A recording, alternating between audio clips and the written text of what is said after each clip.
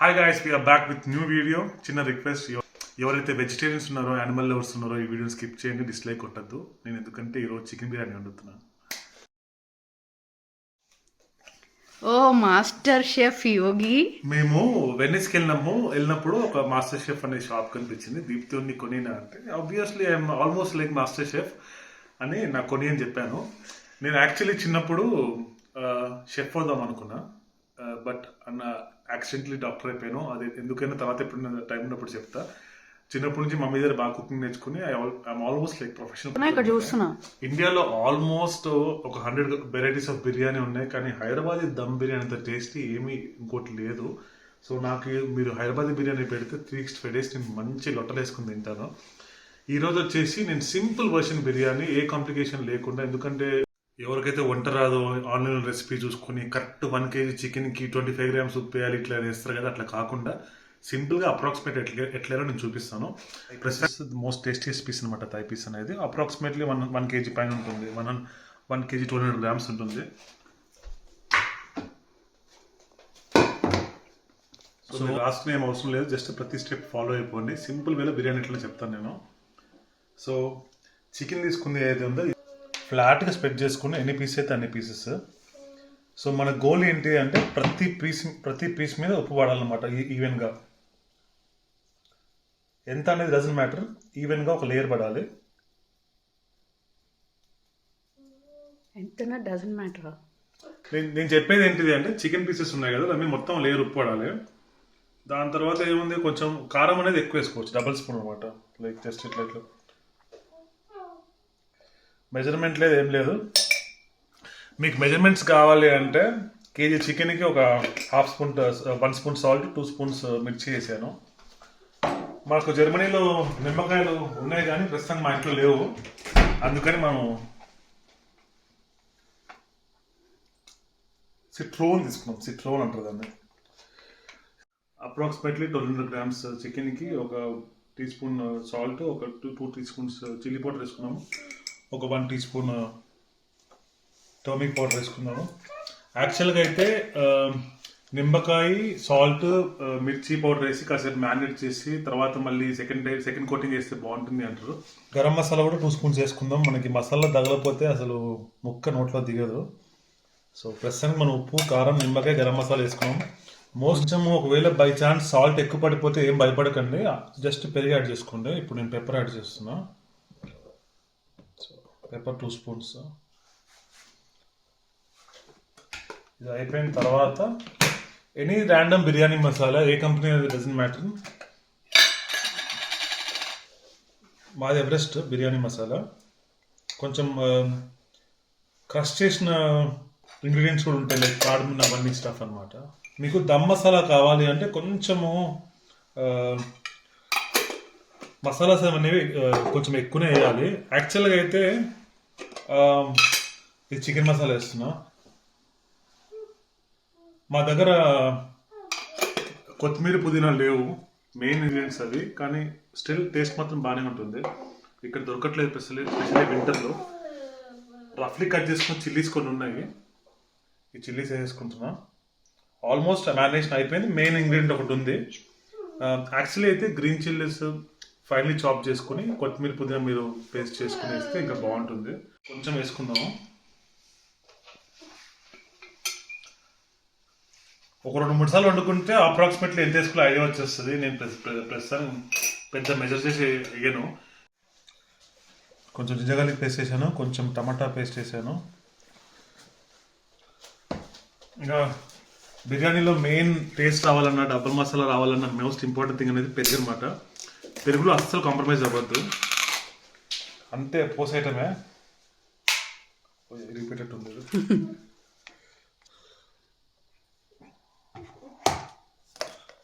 Almost ఒక 400 grams వేసాను. ఇప్పుడు మోస్ట్ ఇంపార్టెంట్ థింగ్ మంచిగా తిప్పటమే. ప్రతి ముక్కకి మసాలా అంటేటట్టు మంచిగా ఇప్పుడు అన్నీ కలిసి తిప్పేసుకుందాం అంతే. ప్రతి ముక్కకి మసాలా వెళ్ళాలి. ఇట్లా చికెన్ లెగ్ పీసెస్కి ఇట్లా కట్స్ కూడా చేసుకున్నాం మసాలా లోపలికి వెళ్ళడానికి. మన మ్యారినేషన్ అనేది బేసికలీ అంతా అయిపోయింది. మాకు కొన్ని ప్రోడక్ట్స్ అవైలబుల్ లేవు కాబట్టి మేము అన్నీ వేయలేకపోయాము. జస్ట్ ఎగ్జాంపుల్ కాజు, కొత్తిమీర, పుదీనా మంచిగా కొంచెం పేస్ట్ చేసుకుని చేస్తే డబల్ మసాలా, అది కూడా కొంచెం రిచ్గా ఫ్లేవర్ వస్తుంది. ఇప్పుడు మనం ఆనియన్స్ డీప్ ఫ్రై చేసుకున్నాం కదా, దాంట్లో అదే ఆయిల్ బిర్యానీలో మిగిలింది వేసేసుకున్నాము. కాకపోతే కొంచెం టేస్ట్ రావడానికి కొంచెం వింటర్ సీజన్ కాబట్టి నెయ్యి గడ్డగట్టేసింది. కొంచెం నెయ్యి కూడా వేడి చేసుకుని వేసుకున్నాం. బిర్యానీ తింటున్నప్పుడు క్యాలరీస్ మీద పెద్ద ఫోకస్ చేయొద్దు, టేస్ట్ ఇంపార్టెంట్. సో ఇప్పుడు బిర్యానీ అనేది మనం ప్రొఫెషనల్గా చాలా టేస్టీగా చేయొచ్చు. నేను చేసే బిర్యానీ ఏంటిది అంటే, మీకు సడన్గా మూడ్ వచ్చింది, ఆకలేస్తుంది, టైం లేదు, ఇప్పుడు మొత్తం ప్రాసెస్ అనేది 1 అవర్లో అయిపోతుంది. మనం మ్యారినేట్ చేసి ఓవర్ నైట్ చేద్దాము, రేపు దాకా వెయిట్ చేద్దాం, అట్లా కాకుండా అన్నీ చక్క ఫాస్ట్గా చేసుకోవటమే. నెయ్యి వేడెక్కేసి నెయ్యి వేసుకున్నాం. ఇప్పుడు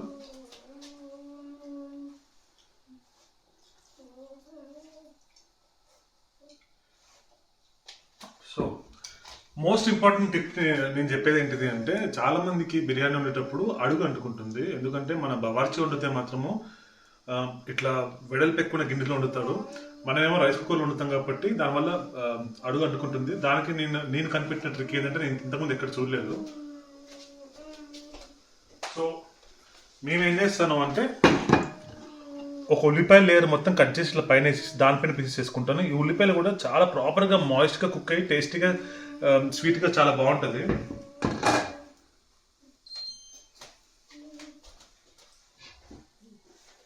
సో ఇప్పుడు పీసెస్ ట్రాన్స్ఫర్ చేసుకున్నాము. ఒక పీస్ మీద ఒక పీస్ ఓవర్లాప్ కాకుండా నీట్గా ప్రాపర్గా ఇట్లా పెట్టేసుకున్నాము. పీసెస్ ఓవర్లాప్ కాకుండా చక్కగా ఇండివిజువల్గా సైడ్కి పెట్టేసి దానిపైన మసాలా వేసేసుకున్నాం మొత్తం నీట్గా. పీసెస్ ఒకవేళ ఓవర్లాప్ అవుతే ఆ కింద పార్ట్ మేబీ బై ఛాన్స్ కొంచెం తక్కువ కుక్ అవ్వచ్చు. సో ఫ్రైడ్ ఆనియన్స్ అనేవి పైన వేసేసుకున్నాము.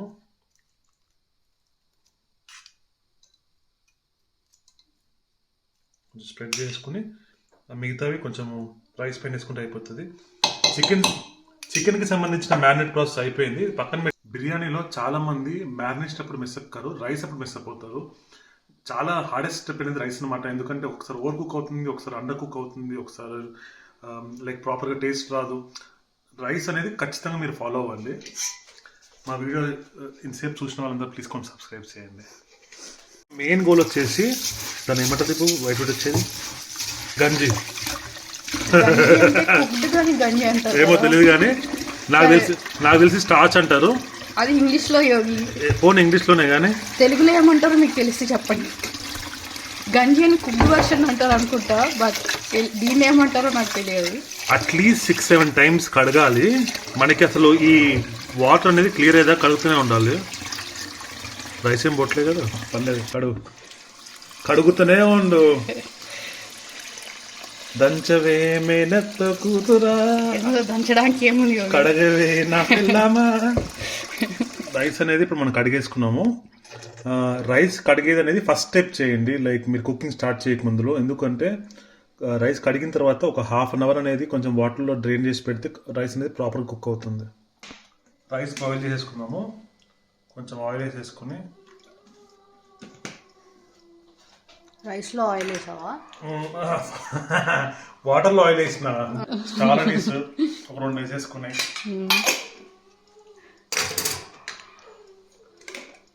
కొన్ని షాజీరా,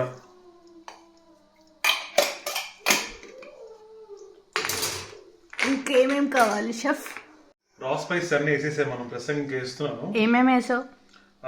షాజీరా, ఇలాచి, షాజీరా, ఇలాచి, దాల్చిన చెక్క, స్టార్ అనీస్, జావిత్రి, లవంగం. ఏ లవంగం? ప్యారిస్ లవంగమా? పెద్ద ఇలాచి. సో పెద్ద ఇలాచి అంటే బడా ఇలాచి అంటారు, పెద్ద ఇలాచి అది నల్లగా ఉంటుంది, పెద్దగా ఉంటుంది. చూపి, నాలాంటి వాళ్ళకైతే గ్రీన్ ఇలాచీలే పెద్ద వేయాలనుకుంటా. ఇలాచి అంటే బడా ఇలాచి అంటారు హైదరాబాద్ లో. కొంచెం సోంపేద్దామా? అవసరం లేదు. ఇంకేమున్నా వేయడానికి అన్నీ వేసినాం. అబ్బో మెయిన్ ఉంది, ఒక ఆకు వేసుకోవాలి. బిర్యానీ బిర్యానీ ఇది లేకపోతే లీవ్స్ లేకపోతే మజా లేదు. సో ఇప్పుడు మనం ఆయిల్ వేసాము, ఇంగ్రీడియంట్స్ అన్ని వేసేసుకున్నాము. వాటిలో ఏమంటారు స్పైసెస్. సాల్ట్ ఎంత వేయాలనేది క్వశ్చన్. సాల్ట్ ఎంత వేయాలి అంటే ఆబ్వియస్లీ అందరు ఒక్కసారి మీరు బీచ్లో వాటర్లో ఆడుండొచ్చు. ఆ బీచ్ టేస్ట్ వస్తుంది కదా సాల్ట్ వాటర్, అంత సాల్టీ ఉంటుంది అనమాట. అప్పుడు టేస్ట్ చేయొచ్చు. ఇప్పుడు నాకు ఎక్స్పీరియన్స్ ఉంది కాబట్టి 2 స్పూన్లు వేసేసిన. నేను స్టార్టింగ్లో అంత సాల్ట్ వేస్తున్నారు అంటే అది ఏంటి బిర్యానీ అంతా సాల్టీగా అయిపోతుంది అని చాలా భయపడ్డా. బట్ తర్వాత రియలైజ్ ఏంటంటే వాటర్ అంతా త్రో చేసేస్తారు కాబట్టి అందులో ఏమి రైస్ అనేది జస్ట్ కుక్ అవుతుంది. సాల్ట్ వాటర్ మనం తీసుకోము, కాకపోతే రైస్ లో మళ్ళీ మంచి సాల్ట్ వెళ్ళిపోతుంది అనమాట ప్రాపర్ గా. మెయిన్ గోల్ ఏంటంటే లిటరలీ బీచ్ వాటర్ లెక్క ఉండాలి. అంటే ఉప్పు ఉండాలి, కొంచెం ఉప్పు ఎక్కువైనా పర్లేదు, తక్కువ అవద్దు. తక్కువ అయితే రైస్ లో మళ్ళీ మీకు సప్పగా ఉంటుంది. మళ్ళీ అది కామన్ కలుగుతామ్మా. ఇట్లా వేద్దాం అనుకున్నా అయినా పడిపోయింది. సో ఇప్పుడు అది పొంగు వచ్చేదాకా వెయిట్ చేయాలి మనం, కొంచెం హీట్ అయ్యేదాకా. ఏం చేయాలి? ఈ లోపల వెయిట్ చేయాలి. టైం ఉంది కాబట్టి ప్రస్తుతానికి మన గీమ లోపల పెట్టేసుకున్నాం ఫ్రిడ్జ్ లో. ఏంటి నువ్వు పెడుతున్నావు లోపల అంటే వాట్ డు యు మీన్? అంటే నేను ఏదో రోజు వీడియో పెడతాను before and after use of kitchen అని చెప్పి, నువ్వు నా కోసం ఏమైనా కుక్ చేసినప్పుడు. నేను ఎప్పుడు నీట్గా ఉంచుతాను. అదే ఆ నీట్నెస్ ఒకసారి తీద్దాం అనుకుంటున్నాను వీడియో. నాకు ఓపిక లేదు. రైస్ వేసేసుకుందాము, కొంచెం అట్టైనా పర్లేదు.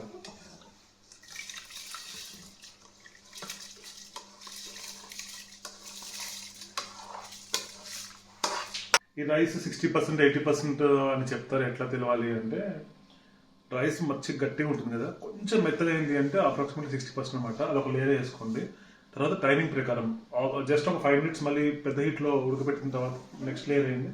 తర్వాత పైకి వచ్చిన తర్వాత మాత్రం ఓన్లీ పైన లేయర్ అనేది 80% ఉడుకుండాలి. మిగతా అన్నీ కొంచెం తక్కువ ఉడికితేనే ప్రాపర్గా రైస్ అనేది కుక్ అవుతుంది. అసలు మీకు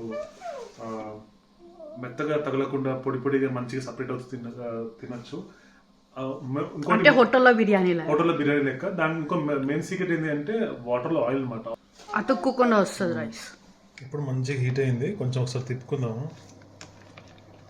ఇట్లా ప్రాపర్గా కడుక్కుంటే స్టార్చ్ రాకుండా నీట్గా వస్తుంది రైస్. లేకపోతే అతుక్కుంటూ వస్తుంది, మంచిగా రాదనమాట. ఇంకొక 5 minutes పడుతుంది. సరిపోతుందా 5 minutes? ఆ లోపల బాగా ఆకలి వేయడానికి తర్వాత ముందు డాన్స్ వేసి అరిగించుకోవాలన్నమాట. ఎగ్జాక్ట్లీ. రైస్ పెద్ద ఉడకలేదు, 60% ఉడికింది. 80% అంటారు కానీ బోన్తో ఉంటున్నప్పుడు కొంచెం తక్కువ ఉడికితేనే మంచిది. ఒక లేయర్ వేసుకున్నాం ఇట్లా. 80% దాకా వెయిట్ చేయకుండా 60% అప్పుడే తీసేసి నేను పచ్చినే ఉంది రైస్. ఇంకా ఒక లేయర్ కరెక్ట్ చికెన్ పీసెస్ మీద వేసుకున్నాను. అది ప్రాపర్గా ఉడుకుతుంది టెన్షన్ లేకుండా ఆ వేడికి. నెక్స్ట్ లేయర్ వేసేసుకుంటున్నాం మనం ఇప్పుడు.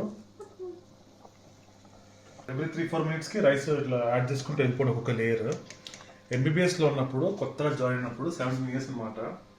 అప్పుడు హాస్టల్లో ఉన్నప్పుడు గర్ల్స్ ఉండి నువ్వు బిర్యానీ వండుతావు హైదరాబాద్ నుంచి అంటే నేను సూపర్ వండుతా బిర్యానీ అని చెప్పాను. ఆబ్వియస్లీ నేను మంచి వండేటోని, కానీ ఇష్యూ ఏమొచ్చింది అంటే క్వాంటిటీ. నేను నార్మల్గా కేజీ వండుతా, అక్కడ 10 kgs అనమాట ఉండాల్సింది.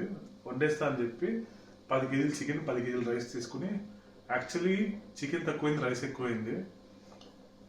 ఆ హీట్, అది బేసికల్ ఆ స్టవ్ కమర్షియల్ స్టవ్ ఏం అర్థం కాక మొత్తంగా అయితే రైస్ చికెన్ మొత్తం ఇట్లా లేయర్ అచ్చిపోయింది అనమాట. పీక్కుని మాడిపోయింది. అయినా తిన్నారు, టేస్ట్ బాగానే ఉంది కానీ కొంచెం తక్కువ ఉడికితే బాగుండేది అన్నారు. 80% ఉడికిపోయింది. చూడు ఒకసారి, ఇక రైస్ మంచి ప్రాపర్గా 80% ఉడికింది. ఇట్లా పైన లేయర్ మొత్తం వేసుకున్నాము. జర్మనీలో ఒకసారి ఒక ప్లేస్కి వెళ్ళాలి ఇండియన్ రెస్టారెంట్ తినడానికి. వాడు ఫుడ్ పెట్టిన తర్వాత వాడు వచ్చి ఎట్లా ఉంది అంటే పాపం మంచి ఫ్రెండ్లీగా ఉండే పర్సన్. నాకు నచ్చలేదు అని చెప్పాను. ఏమైంది అంటే ఇదేం బిర్యానీ అని చెప్పాను. నువ్వు వండుతావా అంటే వండుతా అంటే సరే అని చెప్పి ప్లీజ్ ఉండవా అని చెప్పి రెస్టారెంట్ 10 తర్వాత జల్దీ క్లోజ్ చేసుకుని మొత్తం అక్కడ ఉన్న ఇండియన్ పీపుల్ అందరినీ పిలిచి, ఫ్రెండ్స్ అందరికి రెస్టారెంట్స్ ఉన్నాయి, వాళ్ళందరినీ పిలిచి ఇట్లా ఇండియన్ డాక్టర్ అంట వండుతాడంట బిర్యానీ చెప్తే నాకు ఇద్దరు కుక్స్ని ఇచ్చారు హెల్ప్ చేయడానికి. అంటే వాళ్ళందరూ రెస్టారెంట్ ఓనర్స్. వాళ్ళందరూ రెస్టారెంట్ ఓనర్స్. సో రాత్రి 10 o'clockకి నేను చిన్న వీడియో పెడతాను. బిర్యానీ నేను మంచిగా ప్రాపర్గా ప్రొఫెషనల్ వేలో 10 kg 15 kg బిర్యానీ వండి మంచిగా తిని తాగి ఇంటికి వెళ్ళిపోయాం. కానీ ఈసారి మరి 10-15 kgs వండడానికి ఇబ్బంది అవ్వలేదా? ఇంకా అప్పుడు మరి 17 years మిసాలు గడ్డం కూడా రాలేదు, అంత ఎక్స్పీరియన్స్ లేదు. ఇప్పుడు కొంచెం మెచ్యూరిటీ వచ్చేసింది, ఎక్స్పీరియన్స్ కూడా వచ్చేసింది బిర్యానీ. అండ్ మోర్ ఓవర్ రెస్టారెంట్లో నీకు కావాల్సిన యూటెన్సిల్స్ కూడా అన్ని ఉండుంటాయి. అన్ని ఉన్నాయి, ప్లస్ నాకు 2 హెల్పింగ్ షెఫ్స్ కూడా ఉన్నారు. ఓకే ఓకే, కాబట్టి కొంచెం సింపుల్గా అయిపోయింది. మిగతా వాటర్ డ్రైన్ చేస్తున్నాయి. ఇప్పుడు మనం మిగిలిన ఉల్లిపాయలు కొంచెం వేసేసుకుని, అదే ఫ్రైడ్ ఆనియన్స్ పైన కొంచెం గీ వేసేసాను. అది ఇంపార్టెంట్ అనమాట. ఆ గీ పైనుంచి ఇప్పుడు కింద నుంచి చికెన్ ద్వారా బాయిల్ అయిన రైస్ బాయిల్ అవుతుంది, పైనుంచి గీ కిందకి వెళ్ళి రైస్ ప్రాపర్ టేస్ట్గా వస్తుంది. దీనిపైన కొంచెం కొత్తిమీర, పుదీనా, సాఫ్రన్ వాటర్ వేసుకుంటే అయిపోయింది బిర్యానీ. ఇప్పుడు నేను చూపించింది బ్యాచిలర్స్ బిర్యానీ, ప్రొఫెషనల్ బిర్యానీ కాదు. ఉన్న ఇంగ్రీడియంట్స్ తోటి మంచిగా వండుకుని ప్రాపర్గా టేస్ట్, ఖచ్చితంగా టేస్ట్ అనేది గ్యారంటీ అనమాట. మేజర్ స్టెప్ వచ్చేసి ఇప్పుడు అన్ని స్టెప్స్ మెయిన్ అయిపోయినాయి. మేజర్ స్టెప్స్ ఎంతసేపు ఉడకబెట్టాలి అనేది ఒకసారి రైస్ షేక్ చేసుకుని ఇట్లా లెవెల్ చేసేసుకుని, ఎట్లా లెవెల్ చేసుకోవాలి, ఇట్లా లెవెల్ చేసేసుకుని హై ఫ్లేమ్ మీద 20 minutes, దాని తర్వాత లో ఫ్లేమ్ మీద 10 minutes, తర్వాత స్టవ్ ఆఫ్ చేసి దాని మీద వదిలేసేయండి.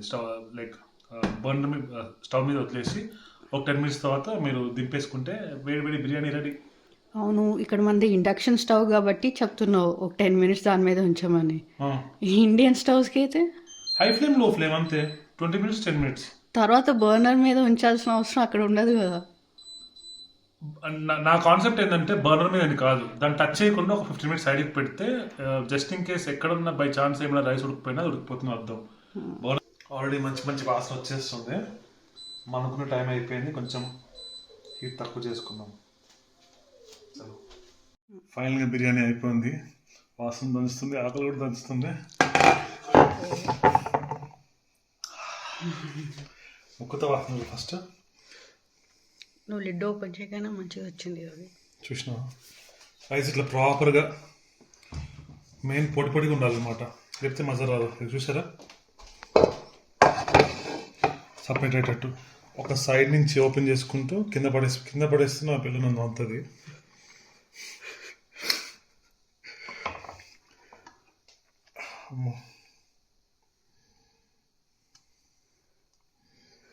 ఇదిగో ముక్క, ఇది అయిపోయింది బిర్యానీ. డబల్ మసాలా కూడా మంచిగా వచ్చింది కదా. సో బిర్యానీ వాసన చూసి చెప్పేసి టేస్ట్ ఎట్లుందో అనేది. నా స్టైల్లో హైదరాబాద్ చికెన్ బిర్యానీ సింపుల్ ఫామ్గా, పెరుగు పచ్చడి, గుడ్లు, ఉల్లిపాయ, దీప్తి 6 అనమాట.